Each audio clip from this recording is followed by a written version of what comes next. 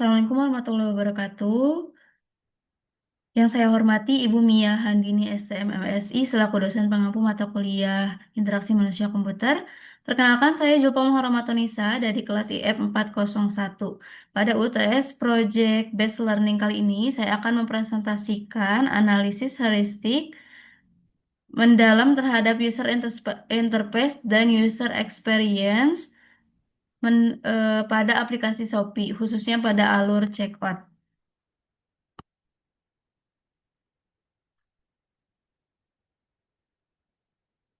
Nah, di sini untuk pendahuluan dan objek analisisnya. Untuk objek analisisnya sendiri, kita menganalisis Shopee, yaitu mobile e-commerce pada alur fokusnya, yaitu check flow dari mulai keranjang, pemilihan voucher, dan juga pembayaran.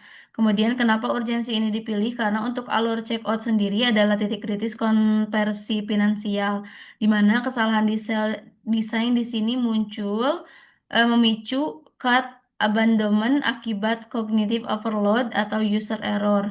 Nah, analisis ini itu menggunakan pendekatan user centered design dan Nielsen's 10 usability heuristic. Nah, untuk selanjutnya kita mulai saja. Di sini ada analisis alur spesifik, yaitu di mana kita akan mulai dari look and feel-nya terlebih dahulu. Di sini saya akan menjelaskan alurnya terlebih dahulu.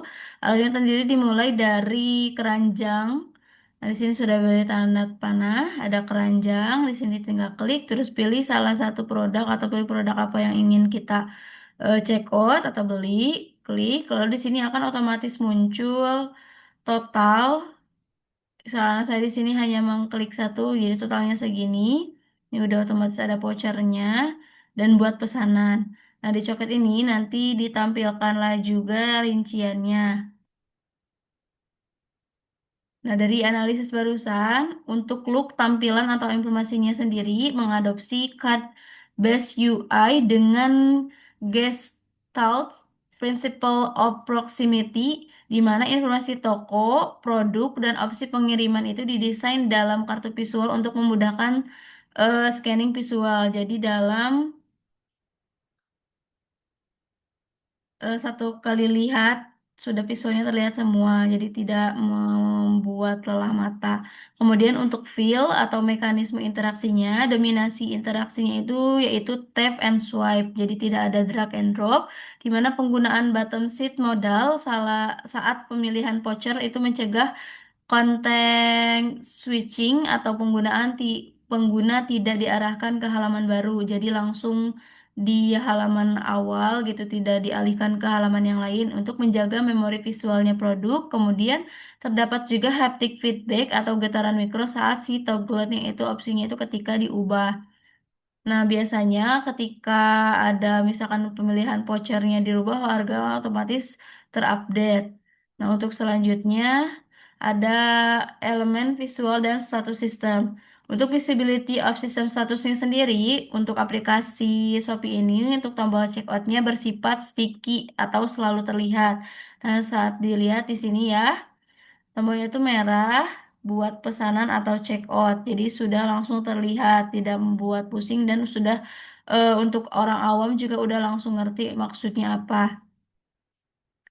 Nah, kemudian angka total harga bereaksi real time. Jadi setiap kali voucher dipilih itu tuh memberitahu satu sistem secara instan. Jadi ketika kita klik voucher yang A, otomatis kepotong berapa, atau untuk voucher B otomatis kepotong berapa.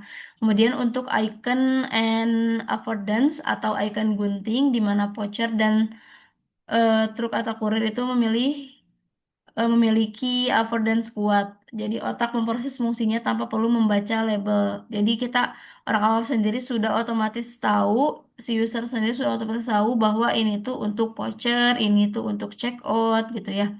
Kemudian untuk readability versus legibility. Nah, untuk legibility-nya sendiri itu sangat baik karena pada nominal harga itu menggunakan sans serif bold, namun ada readability yaitu kurang optimal pada bagian syarat dan ketentuan. Nanti untuk ini dibahas lebih lanjut di slide selanjutnya. Nah, untuk selanjutnya itu analisis kejadian error dan klasifikasi sistem. Nah, di sini dimulai dari pilih voucher.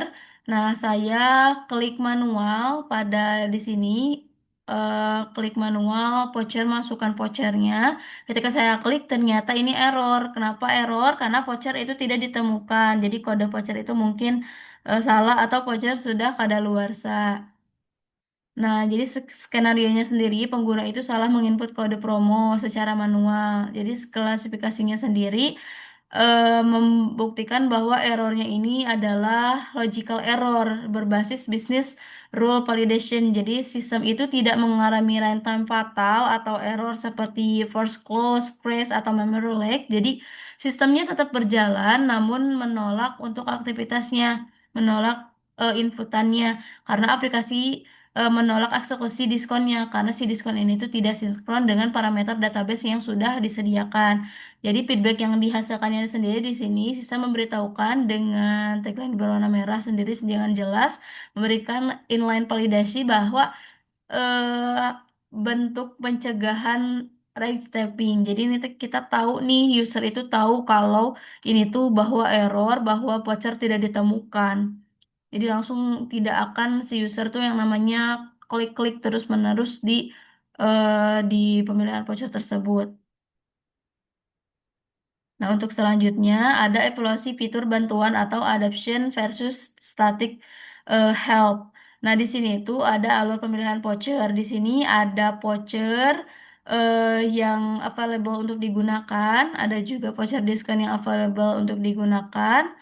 Lalu di sini ada voucher yang tidak berlaku. Nah, salah satunya sendiri di sini yang sudah saya beri kotak merah, yaitu pemberitahuan bahwa dengan biru ini ya, abu-abu pemberitahuan bahwa voucher tidak berlaku untuk pengguna ongkir gratis ongkir di Tok. Cuman di sini tuh eh kepotong gitu ya.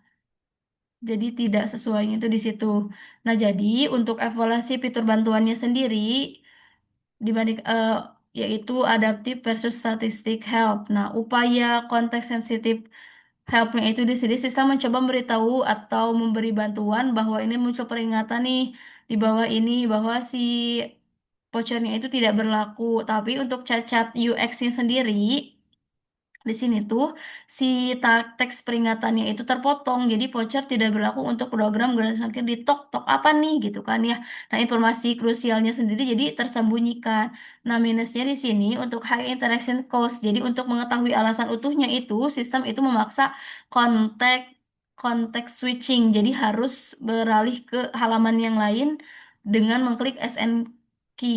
Itu jadi ngeklik di saat ketentuannya apa di mana itu melanggar prinsip visibility of system status karena membebani cognitive load pengguna secara percuma. Nah, seperti ini ya.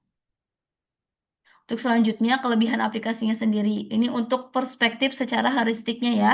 Untuk flexibility and efficiency of use, sebetulnya ini itu untuk secara penggunaan dan fleksibel dan efektivitasnya itu sudah menyediakan jalan pintas atau shortcut bagi power use. Jadi beli langsung dan alur komprehensifnya itu bagi casual user untuk estetik dan minimalis desainnya sendiri atau pada CTA ini call to actionnya sendiri tombol checkout tadi sudah diberi lihat ya bahwa si tombol checkoutnya ini eh, berwarna kontras warna orange kontras jadi memadukan visual hierarki mata pengguna itu langsung ke langkah selanjutnya. Nah, untuk error preventionnya sendiri sistem itu mencegah fatal transaction error dengan cara mendisable tombol voucher sejak awal. Jadi tadi sudah ada pemberitahuan hanya saja kepotong sebelum pengguna mencapai ke halaman pembayaran finansial. Nah, untuk selanjutnya ada kekurangan aplikasinya sendiri. Ini secara perspektif kognitif load use ya. Jadi ketika tadi diklik terpotong, nah saya coba klik yang tadi abu-abu yang bulat ini. Nah, ini tuh malah langsung tertuju ke si syaratan ketentuan, di mana untuk penggunaan syarat ketentuan ini, untuk secara logika sebenarnya udah benar. Namun untuk eh, secara tampilan itu sedikit mengganggu ya. Karena untuk di sini itu kekurangan aplikasinya sendiri yaitu menggunakan static help dibandingkan adaptive help. Jadi memaksa si user itu masuk ke halaman SNKey untuk atau static help untuk mencari tahu alasan errornya. Jadi harus membaca dengan banyaknya dengan kakunya desain yang kaku. Jadi seharusnya sistem itu menyediakan adaptive help atau si tooltip atau pop-up yang langsung menyebutkan sih kenapa sih toko ini tuh nggak bisa gitu ya, kenapa dikecualikan gitu. Nah, untuk wall of text and accessibility, untuk halaman SNK yang tadi berisi ratusan kata itu, fontnya kecil dan si warnanya kontrasnya itu rendah, abu-abu. Kemudian itu melanggar privasi accessibility WCAG dan menyulitkan pengguna dengan kendala penglihatan. Jadi kalau misalkan si usernya sendiri terganggu untuk penglihatannya ya karena si tulisannya itu kontrasnya kecil, kontrasnya rendah, terus si tulisannya juga mikronya kecil-kecil gitu. Kemudian cognitive overload, jadi untuk kekurangannya sendiri, jadi si halaman checkoutnya itu jadi terdistraksi. Jadi tadi kita mau checkout malah ke halaman SNK ini.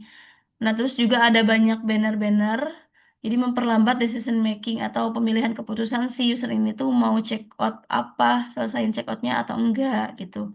Nah, untuk kesimpulannya sendiri, secara holistik, sebetulnya untuk Shopee sendiri itu sudah sangat kuat, apalagi untuk penerapan visibility of sistemnya. Jadi status pada si elemen finansial dan mencegah si runtime errornya sendiri.